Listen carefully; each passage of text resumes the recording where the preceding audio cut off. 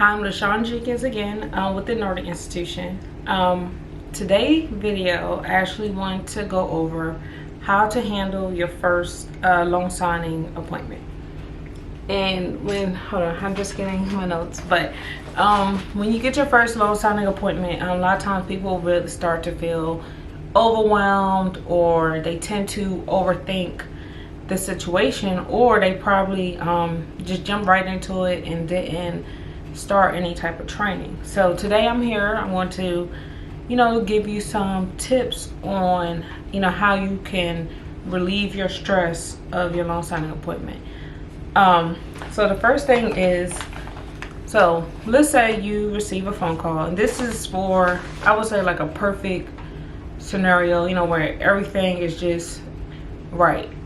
You receive a phone call from, we'll say, a signing company, and they tell you they have a signing in your local area, blah blah blah, for this amount of money. And you will normally, once when that happens, you'll confirm, if it meets your fee, everything like that, you confirm the appointment with the signing company. So now, right after that, you should be receiving an email. And normally, if they're already contacting you, 9 times out of 10, they already have your email address. But before you get off the phone, I always do actually confirm with them that they have my correct email address. And that's only because I know I had changed emails at one point in time in my career, so that even though I still have access to all the emails, I did change emails, and I want to make sure that everything, what email I need to be looking at, and that it's going to the correct email. So I always confirm my email address with the signing company, so that they are able to send me the confirmation of the signing. Because there has been times someone had called me, and I believe it was a spam, like some type of prank call or something like that. It was something along the lines of like a pranker. Someone called me and said that they had a signing in my area, blah blah blah. They was going to send me the stuff right over. So I waited about 10 minutes, because normally they do send these, as soon as you hang up the phone, they are normally sending the confirmation over. And I waited and I waited, so I called, and when I called the number back, who I spoke to, they said, well, we're a notary business, but we don't give out signings. So it was someone, basically, whoever it was, they was practicing something underneath their phone number. And nowadays, like, people are actually able to disguise their numbers to look like somebody else's number. So whoever it was playing games on my phone with the signing. But not too much again to the story. So I always confirm that they have the correct email address. And when I receive the email, I look over the confirmation. I make sure that it's in the area that they said it was going to be in. There was nothing, any type of extra services added. So with that being said, if on the phone they told me, oh, it's a refinance and blah blah blah, I make sure that that's what it is. Because sometimes when they do send out notifications, they're starting to not really be clear on the assignments. Sometimes they're telling people it's an application signing, when it's not an application signing, it's a whole entire refinance. So you have to really make sure things are accurate. So with that being said, I make sure they have my right billing address, so that when they write the check, that it is written out to me and it's coming directly to me. And I also confirm the fee, because sometimes, again, mistakes happen. People make mistakes where they'll put the wrong fee down. So I'm looking at this confirmation to make sure all the information is correct that they given me, and that I provided to them is correct. And after I do that, normally on the confirmation, the borrower information will be on there. So you'll see the borrower's name, address, and phone number and email address, all their information. So I will call the borrower. I will confirm with the borrower that this is, I tell the borrower, like, okay, hi, I introduce who I am. I tell them why I'm coming, whether it's for a refinance, application signing, or something along those lines. While I'm on the phone, I'm also making sure that I'm also going to confirm with the borrower the address that is correct for the house, well, the signing location, because sometimes you'll see a signing location, but you'll see a property address. And normally when you see two different addresses, normally it's because they might be refinancing or they might be purchasing a home, you know, somewhere else at a different location, but the signing location is not there. So I always confirm the signing location all the time, because sometimes, like I said, people make mistakes. The lender makes mistakes, the title company makes mistakes. You know, they probably thought that the signing was going to be at their home when the borrower was like, no, I want to meet at my job. So I always confirm those details. And after I confirm those details, you know, with the borrower, this is a perfect scenario. The documents are already ready. The documents are ready. But actually, there's a lot of times I do have perfect scenarios. I don't really find myself waiting on documents anymore. But you know, we're gonna say the perfect scenario when the documents, you get the confirmation email, and as soon as you get the confirmation email, the documents are right behind, or is on the second email. So that's the perfect scenario. So you get the documents, and when you get the documents, especially as your first loan signing, you always want to take a look through the documents before you print them off.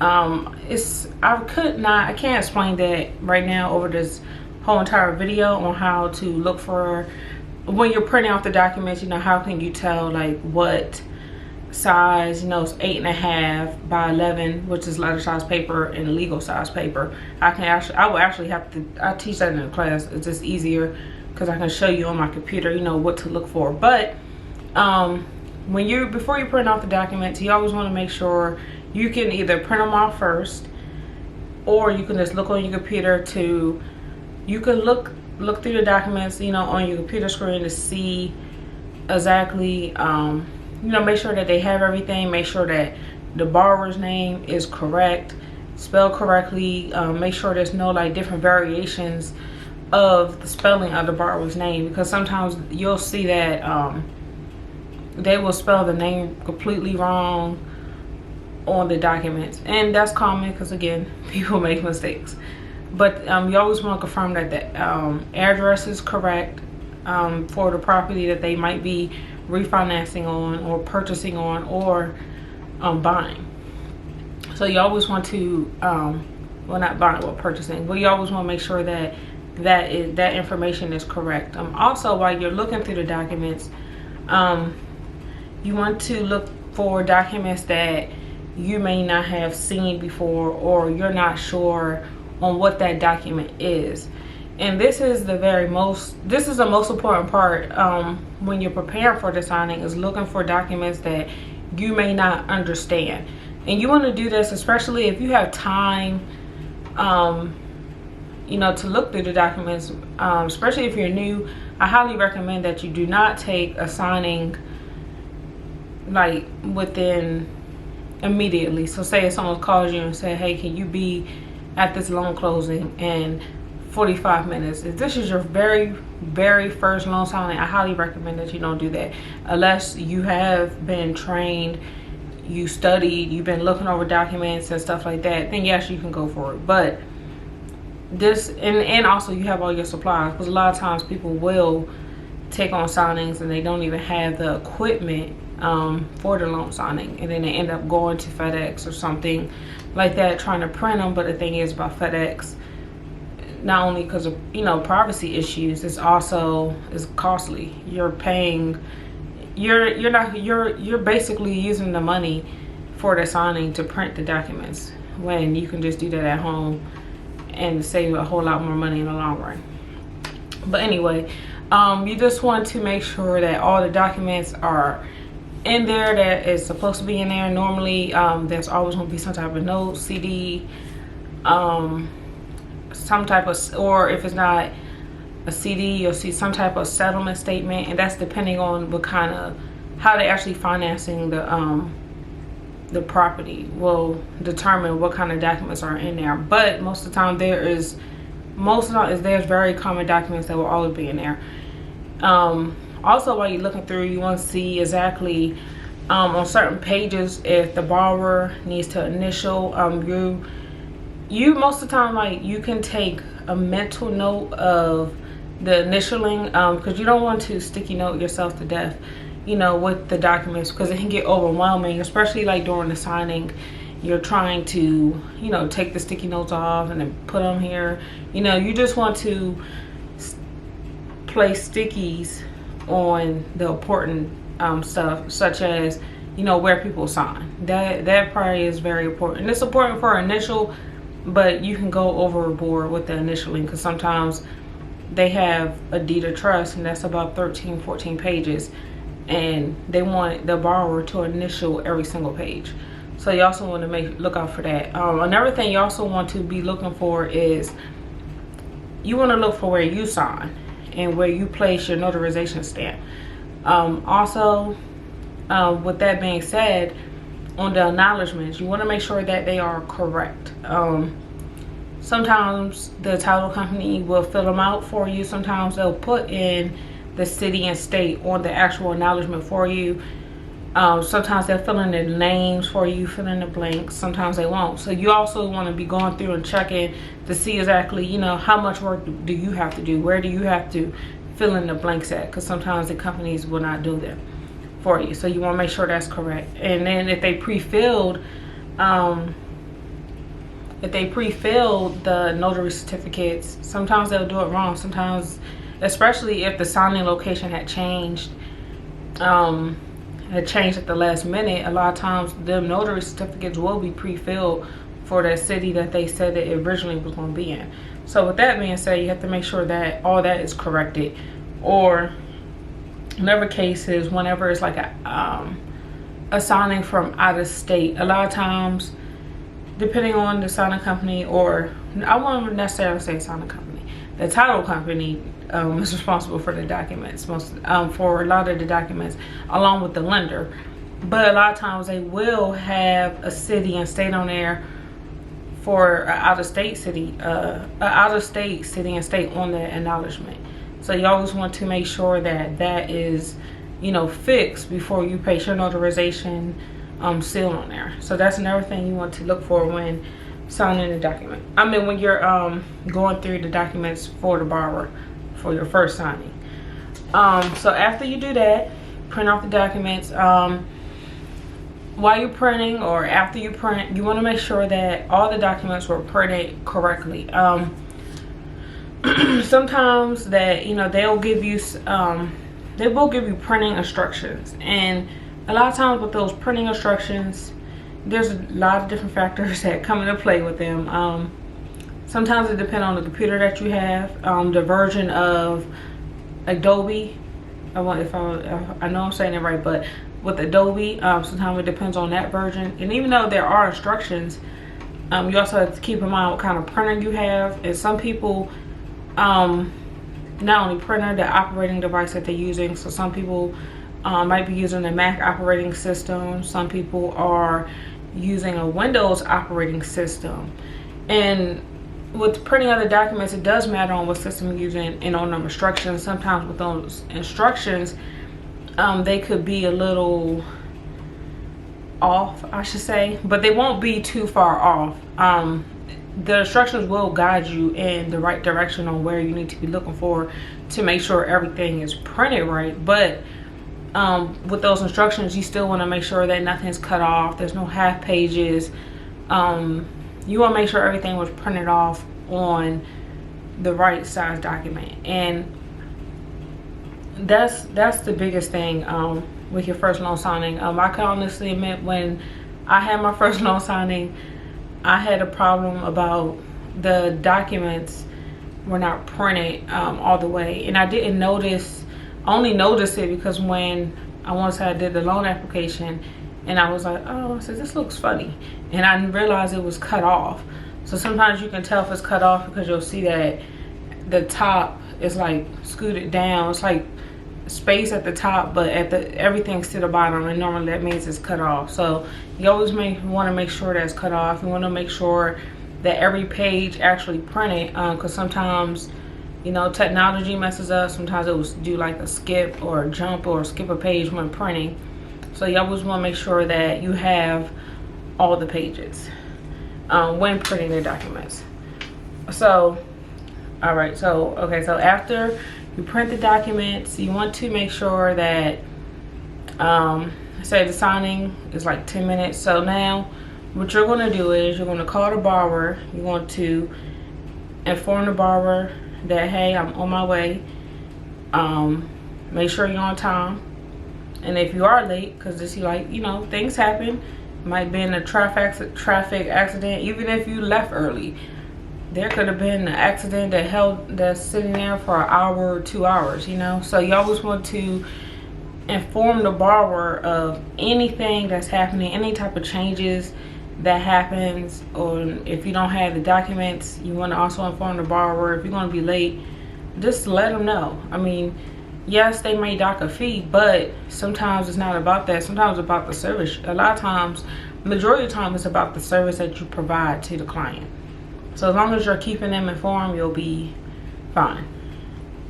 Oh, and also another thing I meant to talk about. So you also, when you're calling to confirm the appointment with the borrower, you want to ask them, do they have a valid ID? Because sometimes borrowers, they've been probably doing the process for a while, and let's say they were, oh, I have my license, and they may have just lost their license. Now when they did the application and everything, they probably had all their stuff, or they probably just was providing copies to the mortgage officer. But let's say when you meet the borrower, they said, oh, well, I don't have my license, blah blah blah blah.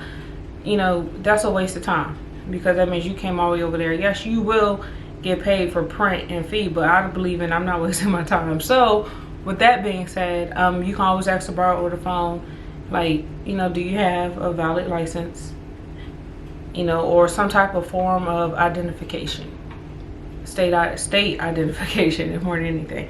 So that's another thing you do want to make sure you ask. You also want to see if any funds are due, and normally you do that by looking at the closing disclosure, and if it is, then you'll ask the borrower, you know, are they providing the funds, you know, how they plan on providing it. Normally you can only do it with cashier's check, and some title companies accept personal checks, but most time it's cashier's check. It can be a personal check, but it's never cash. Or normally the documents will have wire instructions on there if they are required to bring money to the closing table.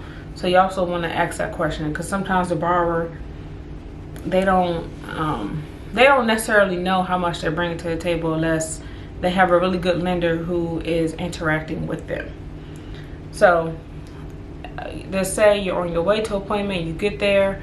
The minute you get there, you introduce yourself. You tell them exactly, you know, how to sign, where to sign on the documents and stuff like that. A lot of times people, especially the borrowers, they do get overwhelmed, you know, when they see all your paper. But, you know, as long as you reassure them, you say, technically it's not a lot of documents really, because yeah, it might be like 200 pages, but they're not signing all 200 pages. So, you know, that's what I normally tell people. I mean, you're technically not signing 200 pages. We just got to get through, you know, certain things, but it goes by really fast.